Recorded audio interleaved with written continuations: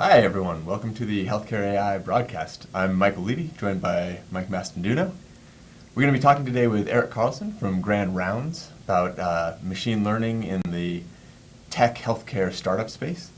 We first want to welcome you all to the broadcast, encourage you to sign into the Healthcare AI Slack team. You can interact with us there.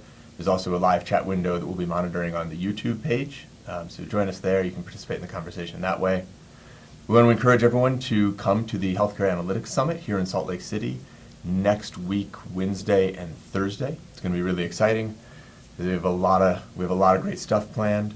And I want to thank everyone who signed up for the machine learning class that will be happening Monday and Tuesday in advance of the summit. That is now sold out, and I can't wait to see you all on Monday. This is the instructor is right here, and it's going to be a great class. I'm excited. Cool. It should be fun. Yeah. So, before we get into talking with Eric, we wanted to do a quick roundup of machine learning and healthcare in the news this week. One article that has been making a pretty good amount of hay was on statnews.com, which really cool website. They do really solid investigative journalism in the healthcare space. And they posted an article titled, IBM pitched its Watson supercomputer as a revolution in cancer care. It's nowhere close. Pretty scathing article, I'd say. Yeah, scathing. That's really the only word to describe it. Really rough. So, I mean, from the article, it sounds like IBM kind of got carried away with the marketing before the technology was fully up to speed. Mm-hmm. Which is an easy thing to do in the machine learning space, but I think this article really highlights the danger of doing that. Yeah, and it's because, it's specifically about IBM's Watson Oncology. Right. Which is, it's like the grandest and most exciting problem in all of healthcare, right? You want to solve cancer. Totally. And so that's what they started with. So I saw this tweet from Vinay Prasad, the author of Ending Medical Reversal. He said, the difference between winning at Jeopardy, which of course Watson famously did, and curing all cancer is that we know the answer to Jeopardy questions. Yeah. Right? So winning a Jeopardy tournament, that's not easy. That's a tough feat for AI, but that's a fully supervised task. We know the answers to all those questions. How to beat cancer, that's a tougher one. Mm-hmm. I guess the thing that I thought was really crazy about this article was just the depth of scathing that it went to. Because it's not just saying that Watson is failing to cure cancer. Like, okay, sorry, Watson's failing to cure cancer, but it's like they're saying that Watson is failing to do machine learning almost. Right. That they're really recapitulating this eminence-based medicine, where they have a group of oncologists at what's that place in New York, Memorial Sloan Kettering, and they're providing recommended treatments to the algorithm, and then those recommended treatments are getting spat out to the users. Yeah, so it's like they're building a data set based on clinician recommendations rather than outcomes, which seems kind of backwards to me. And really unable to leverage the power of machine learning. Right? Yeah, it's kind of ridiculous, actually.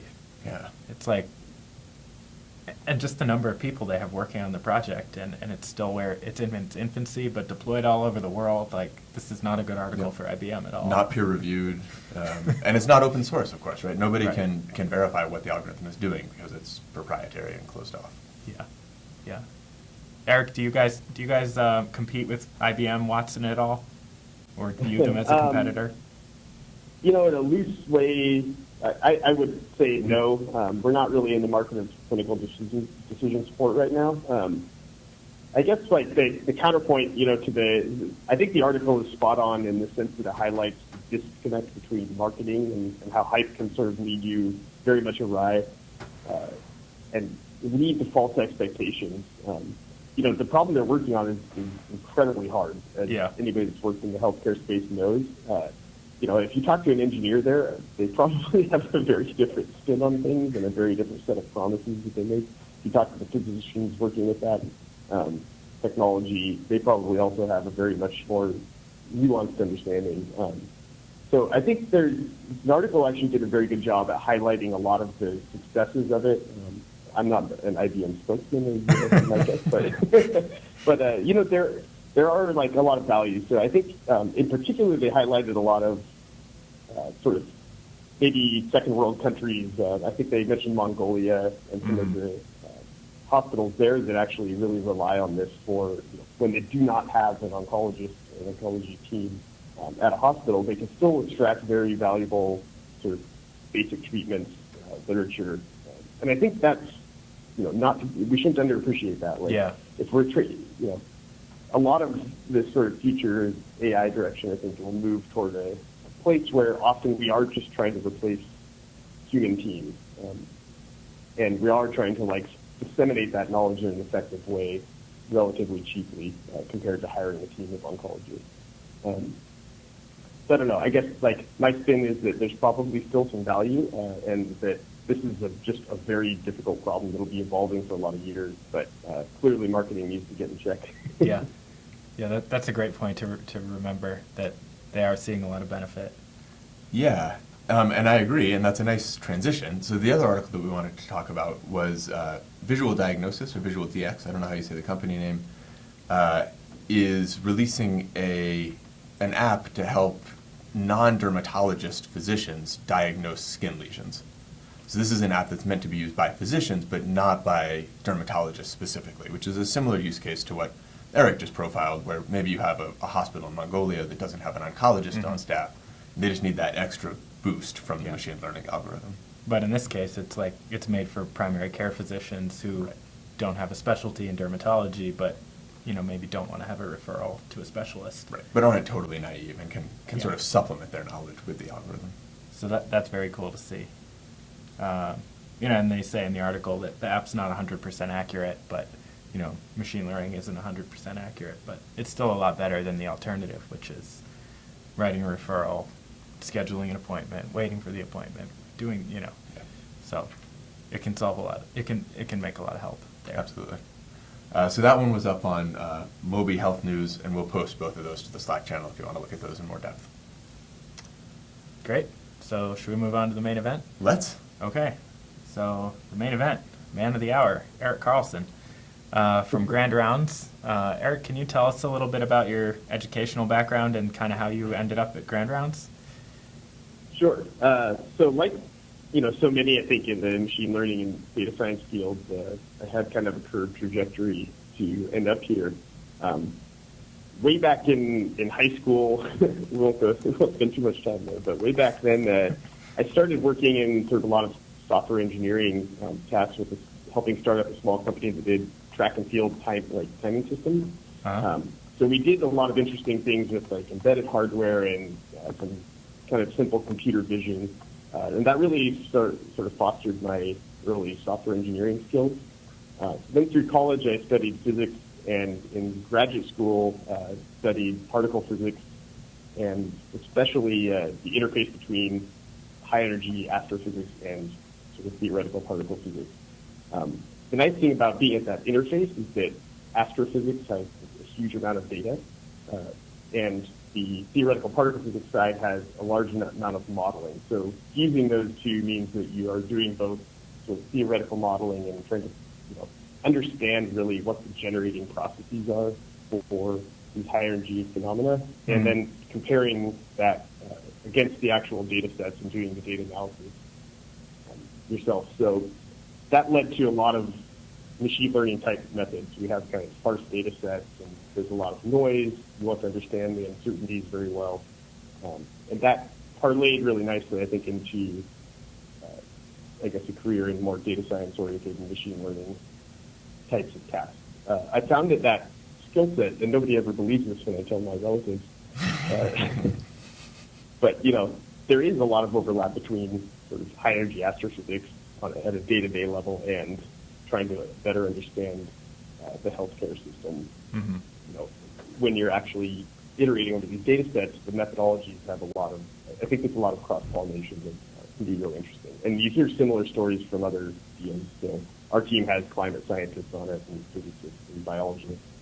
And all of them come out with some kind of unique insight. Our manager is a climate scientist, was a climate scientist. Cool. So I guess for those of us who don't really know Grand Rounds, would you mind kind of sharing, what's the company's mission and kind of what do they do? Sure. So Grand Rounds is a medium-sized now, I guess, healthcare startup. We started, I believe, about 5 years ago. Mm-hmm. Their initial sort of goals were to really provide expert second opinions, so access to world experts across. It basically, when you come in with a complicated case, we want to be able to have that reviewed by, say, a UCSF professor who's an expert in that subdomain. A lot of this was based around the observation that, for example, 50% of back surgeries are actually unnecessary and result in lower quality of life. Mm-hmm. So that's a huge cost to the companies that employ those people or the taxpayers, and it's a huge cost to the patient when their outcomes are actually reduced and they've gone through this huge stressful event. That statistic alone, I think, should concern a lot of people. Yeah. I think there's a lot of sort of blind trust in the medical system where there is some small percentage, just like any field, where a lot of these decisions are being made, in error or with sort of incomplete information, even if that information is actually available.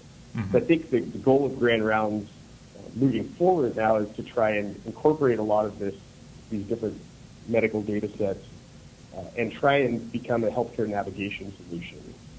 In particular, we have our next product offering is one which allows you to go find a physician that treats your specific needs, and that in the case of like a more general health scenario, like you're looking for a PCP, you might want to, PCP's primary care physician. You might want to find somebody that has a lower propensity to overprescribe opioids, for example, or somebody that doesn't overprescribe benzodiazepines. So trying to think about those sort of general issues as well as very specific cases and integrate all of that various information into a sort of navigation system is really the fundamental objective of Grand Rounds moving forward. Mm-hmm. That's great. I think it's easy for those of us who work behind the scenes to forget how hard it is for patients to navigate the healthcare system. I think that kind of tool would be really useful. Yeah. It almost sounds like Watson.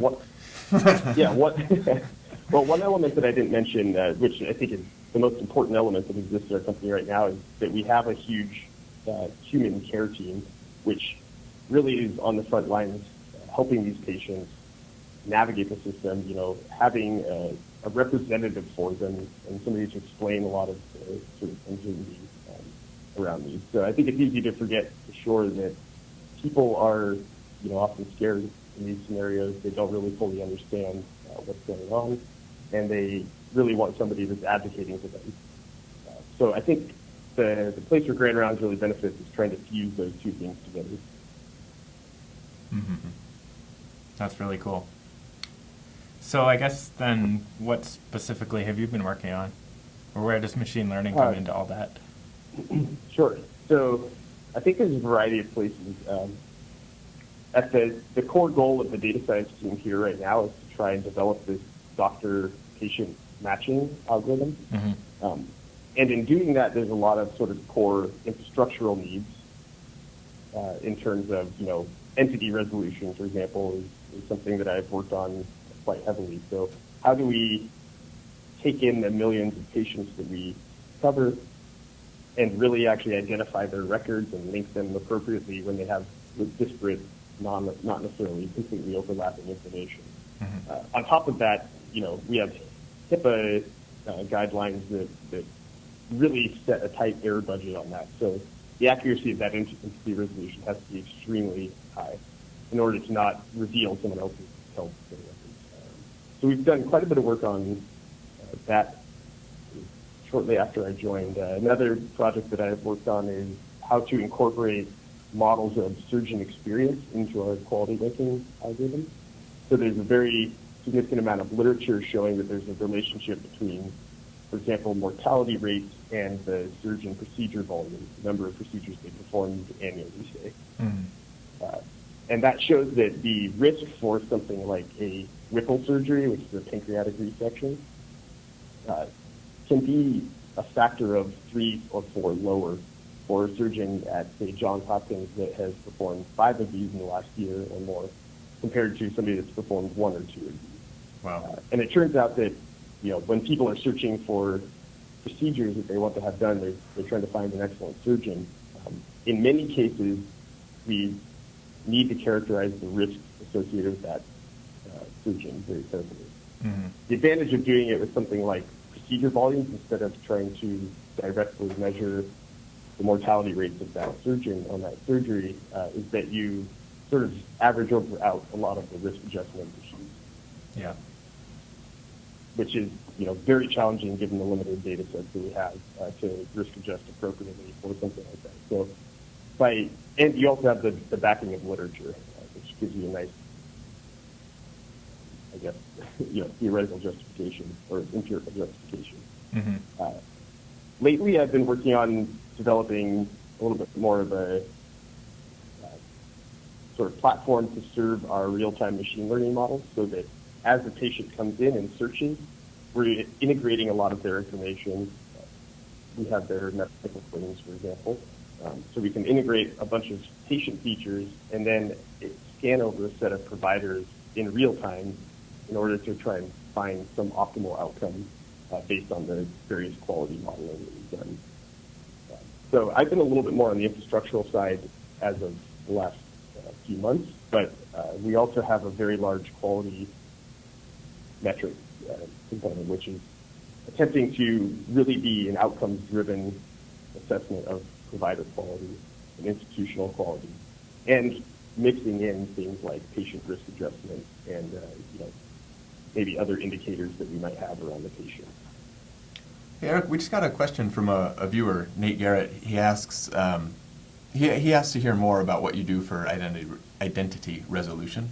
I don't know how much of that might be proprietary and how much you can share, but we've tried to do some of that here, and it's certainly been challenging. Yeah, so I think this is something I could share because it's a very wide field. There's sort of this historical, I guess, pathway of entity resolution. There's this base of literature around entity resolution that has evolved somewhat parallel to machine learning, and I think only recently started to converge. So if you go back a few years, there's a well-known algorithm called the Medicare SEER algorithm. And that is basically a set of deterministic rules that if you match on certain criterion, then you have some probability of being a match. Now, it turns out that gets you to the sort of high 90s match percent of accuracy. If you want to get beyond that, I think you really need to start actually just leveraging modern machine learning technology. So in our case, we just developed some features which are basically the uniqueness of, say, a name within out of all names. So how unique is this particular attribute that we're trying to link on in the pool of things? And then there's some similarity metric when we're comparing two records. So was there an exact match, or was there we do fuzzy string matching in cases like lexical errors or typographical errors? And then there is a lot of times we're missing the data, so we have null indications. And that allows, there's a lot of data engineering behind doing this efficiently, but the core principle is that if you have some non-unique identifier, like you don't have a full social security number, and you have, say, names and addresses, zip codes, things like that, you want to compare two records, and the best way we found to do that is just using kind of out-of-the-box machine learning methods with clever features. And that the output of that is not a very well-calibrated probability, but one can go and measure against some reference data set, the actual accuracy that you get out. We find that in most cases, given the information that we have, which is fairly complete, that works extremely well. So you can do similar things also for providers. For example, we might scrape a web page and get some partial information about providers, and now we have a sort of entity resolution engine that can link those against a more unique identifier. That can be a powerful tool to speed up the process. That's really cool. Yeah. We've had a lot of experience. I guess, I'll plug healthcare.ai since we're on the broadcast of that name. We've found a lot of the times that the out-of-the-box algorithms with the out-of-the-box parameters work quite well if you've got the right data set. And you always have more to gain with with better features than you do with tuning the hyperparameters. Or at least Yeah. it feels like that, you know. Yeah, so one thing that arose in this, where I think some of the sort of out-of-box tooling has broken down for us is in the case where we have very large missing data issues or sort of sparse data. So in particular, just a concrete example, in this procedure volumes work, we've really had to employ Bayesian approaches because we have large claims data sets, but they have very lacking coverage over, if we're trying to characterize the providers of the entire U.S., we have limited coverage on many of them, or zero coverage on many of them. And now we want to basically impute what we're missing. And to do that, we've used some basically hierarchical Bayesian models in a lot of these cases to try and characterize sort of what the noise is and what the systematics are associated with those types of coverage gaps. I think more generally, there's a lot of different very advanced imputation strategies that can be really useful across the field.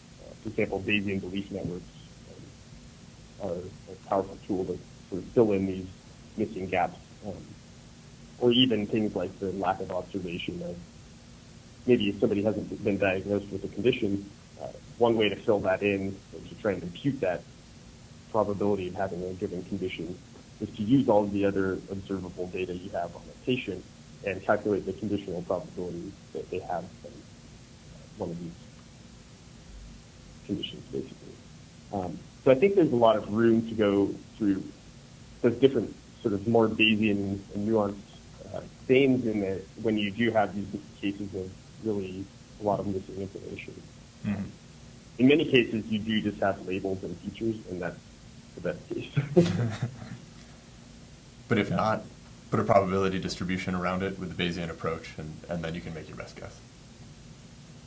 Yeah, I think in a lot of healthcare technology currently, one of the big missing pieces is good characterization of uncertainty. And in particular, we use claims data quite heavily, but if you're using medical records as well, the observation of, say, a diagnosis can mean a lot of different things. There's still a lot of noise associated with that. There's only some level of granularity to the actual code that a physician is marking. Medical records can help with that, or doctor's notes can help with that, but often we have to sort of try and understand really what the limitations of the data sets we have are, rather than sort of blindly using them. And that leads to a lot of really interesting machine learning problems.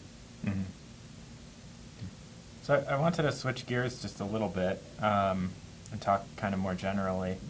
I guess machine learning in hospital and clinical use feels pretty behind other industries. And, everything you've been saying is certainly very sophisticated from a machine learning standpoint, but at a smaller, smaller scope. You're not working in a hospital across all the problems that a hospital sees. You've got a sophisticated approach to solving one of the problems. So I guess I just want to get your take on kind of where is machine learning in general in clinical use versus in startups? Like what does that picture look like? Yeah, I think it's not an apples to apples comparison in the sense that hospitals have access to very different information. For example, a lot of healthcare literature focuses on using EMR records where you have maybe full EKGs, doctor notes, or as well as the claims data and sort of time series of a bunch of maybe drug administration. In our world, we are looking at a very different problem, which is not as much the acute sort of aspect, treatment that you might see in hospital environments, but instead we are looking at really the healthcare system much more broadly and in sort of non-urgent cases. I think there's a huge amount of potential to grow for both of these scenarios. And often the bottleneck is very rarely technique, and it's almost always data access. So appropriate risk adjustment, appropriate outcomes measurement, having lab results available rather than just saying that the lab test was performed. in hospital environments, I know like Johns Hopkins has these sort of large central command centers now that they're piloting. And that's a nice way to integrate all of these sort of wearable devices and things like that, but it doesn't solve the problem where you have more people dying per year from opioid overprescription, at a that's given out by a PCP, than die in car crashes. So I think there's really such a huge potential to impact not only in the sort of hospital and clinical setting, but also more broadly across the U.S. population. Yeah. Do you have any questions, as far or as should I just keep going? You feel free. All You're right. Great. That was a great response. What about these hospital industrial partnerships? Like, we saw that one with Google Brain in the UK doing diabetic retinopathy with that hospital, in that London-based hospital system. They caught a lot of there was a lot of uproar about that because of patient confidentiality issues. But you see the same thing with Google in San Francisco, or in Mountain View and Stanford Hospital. Where are these partnerships going to go? Are they just research, or are they going to come down to patient improvement? I think these partnerships are incredibly important for a variety of reasons. Probably the most important reason is that that's the only way to access data oftentimes. Mm-hmm. I think that the issue of privacy and patient confidentiality is an extremely important one, and it's legally regulated as such, but even that is not often sufficient. So I do believe that those issues need to be sort of carefully orchestrated, and I'm personally not as much of a fan of opt-out as opt-in, but in many of these cases, the data that you're getting from an institutional partnership is so much richer than what you can get publicly. Yeah. I think that is one of the only ways to start piloting sort of a lot of these techniques and trying them on small populations, really trying to improve things, develop systems, get access to things that you wouldn't normally have access to. I don't know how else we really start to drive forward other measurements. So the Affordable Care Act puts in a lot of provisions to try and establish better measurements of outcomes, reimbursement, even incentivizing basically improving outcomes, which has not been the case before. So within that provision, there's a lot of things like reporting, some granularity of test results within the claims data. That type of thing is something that would only really, I think, that developing those types of measures really comes out of these institutional partnerships and understanding what data is actually necessary and what is the sort of, how can we de-scope that to try and protect patient privacy while still providing access to the predictors that we really need to understand the patient condition, the patient outcome. Mm-hmm. Any strategies for doing that you've seen or worked on that have worked well? So there are professional societies, for example, that collect improved outcome measures that are actually patient reported. Those are sort of then traded within the members of that society so that they can compare themselves against national averages, so that they can track different methodologies and treatment plans. That is within institutions. And I think there's a powerful potential for an entity like that to basically collaborate with, healthcare machine learning technology companies. The advantages that we have as a machine learning organization are really that often we can find correlations in the data that other people would not. What a lot of that might mean is abandoning the idea of interpretability or trying to reverse engineer interpretability. So if we're sticking to linear regression, logistic regression, for example, we're very reliant on understanding the disease states and understanding how to build the features, whereas we can take a sort of more complex machine learning algorithm and then try to reverse engineer what it's doing. We've observed here that we can get massive improvements in accuracy by moving to, say, a random forest compared to a logistic regression. Mm-hmm. And I think that point really needs to be understood in the sense that often, you can get a good result and then try and understand how that arose. But you shouldn't necessarily limit yourself to methodologies that are immediately interpretable. Yeah. You should check that upper limit.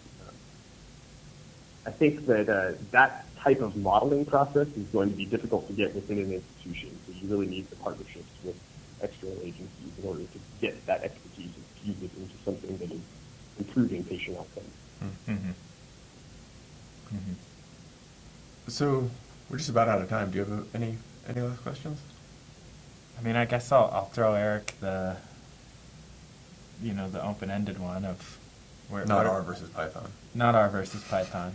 I was going to ask him what his tech stack was, but I didn't want to hurt your feelings if he said Python. Eric, you can wink twice for Python if you want. Definitely Python. Where do you see the field going? Kind of, what does the next 5 years hold for us? More Python. Yeah. I think so. One of the things that's really unique about this field, I think, is that everything is in flux. Yeah. The methodologies are in flux. As far as treatments go, the data science methodologies are in flux because we're in a very hot time for data science and machine learning, where a lot of these tools are becoming available and improving. We're at a place where the data scale is becoming massive. And in the next 5 years, I think the biggest changes are better tracking of outcomes, which is really a game changer. At the moment, we all have to basically go look at literature or try and come up with some measures around outcomes that are sort of almost always proxies for the direct outcome. Unless somebody dies, it's very hard to measure an outcome accurately with the current available data, which really limits the types of things you're looking at. You're looking at high-risk procedures then. But something like, did the patient adhere to medication, and did they adhere to their treatment plan, is a much more sort of powerful thing that has such broad-reaching impact across the population. Yeah. I think that type of measure is going to be something that is going to be a game changer in the next 5 years. And I think given that people are sort of becoming more familiar with mobile devices, for example, as sort of managing a lot of their activities and Google Assistant, for example. Yeah. Integrating those services and becoming more comfortable with tracking can really probably lead to a huge amount of changes. So right now there's sort of this fragmentation across the field where there's a lot of what the industry jargon would be point solutions, but a lot of those will start to sort of merge, I think, and become more complete, comprehensive sort of healthcare assistance or healthcare places. So centralized solutions that actually administrate a lot of these things. And I think once those services integrate, then people will start to become much more comfortable with computerized healthcare and actually sort of giving data and receiving data. Yeah, in my personal opinion, I think that in 5 years, a lot will change. And the biggest change to the patient will be that sort of level of tracking and information available. That's great. That's a nice optimistic note to wrap up on. Indeed. So thanks so much, Eric, for being with us. Eric Carlson at Ground Rounds. Thanks, Mike, for being here. Thank you, Mike. Thank you. We'll see a bunch of you at the Healthcare Analytics Summit here in Salt Lake City next week. And for the rest of you, we'll see you in a couple, 3 weeks back on the broadcast. Thank you for joining us today. Remember to like, share, and subscribe, comment below, and click the links below to join our Slack channel and our Healthcare AI community.